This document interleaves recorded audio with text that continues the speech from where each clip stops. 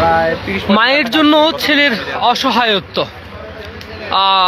এই চেহারাটি হয়তো বা অনেকেরই পরিচিত ফেনীর। আমি কিছুক্ষণ এখানে দাঁড়িয়ে থেকে সেটি অনুভব করলাম। আমি আসলে তার অসহায়ত্ব নিয়ে কোনো কথা বলতে চাই না, তার সামনে শুধু এটুকুই দেখাতে চাই, এই চিত্রটি দেখলেই হয়তোবা বলতেই পারেন বা সে চিত্রটি ফুটে ওঠে।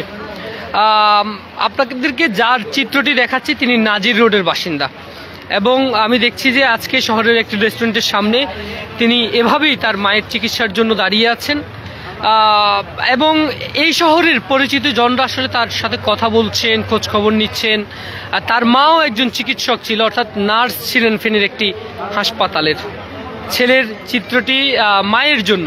আমি আসলে অবশ্যই তার মা অবশ্যই গর্ব অনুভব করেন যেখানে তিনি এমন সন্তান পেয়েছেন, যেখানে আসলে আমরা যেখানে আসলে সন্তানরা তো পরিচয় বহন করতেই অনেক ক্ষেত্রেই অনিচ্ছা প্রকাশ করে। অবশ্যই এটি আমরা দেখতে পাচ্ছি। এখানে দেখতে পাচ্ছি যে মানবিক সহায়তা, আমার ব্লাড ক্যান্সারে আক্রান্ত, চিকিৎসার জন্য আপনাদের নিকট আর্থিক সহযোগিতা প্রার্থনা করছি। নাম্বারও দিয়ে দেওয়া হয়েছে, নাম্বার তো দেওয়াই আছে, এটি তার নাম্বার নেই।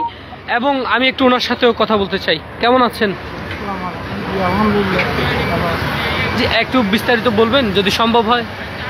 অবশ্য আমরা পাঠকদেরকে জানিয়ে রাখি আমরা ওনার অনুমতি নিয়েই এটি করছি। জি, আমার আম্মুর পাইপ থেকে জ্বরে থেকে আবার টিউমার থেকে আপনার ব্লাড ক্যান্সার।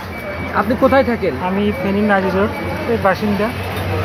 আমার কাছে অতটুকু অর্থ নেই যে আমি মার চিকিৎসা চালাই যেতে পারবো, যার কারণে আমি মানুষের দুয়ারে দুয়ারে যাচ্ছি, এটাই আমার।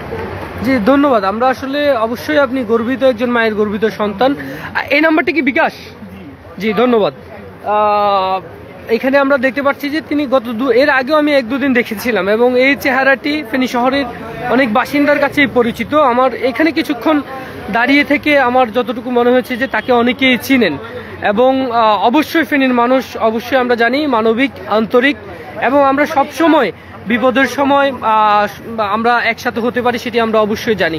আমি আসলে কোনো কথা বা কোনো ভাষা কোনো কিছুই প্রকাশ করতে চাই না, শুধু এটুকুই বলতে চাই এই চিত্রটি একটু দেখবেন, একটু ভাববেন, এবং আপনার মানবিক দৃষ্টিকোণ বিবেচনা করে অবশ্যই একজন মায়ের চিকিৎসার সহযোগিতার জন্য পাশে দাঁড়ানোর একদম সবার পক্ষ থেকে যতটুকু সম্ভব। যে নাম্বারটি দেওয়া হয়েছে এটি তার বিকাশ নাম্বার।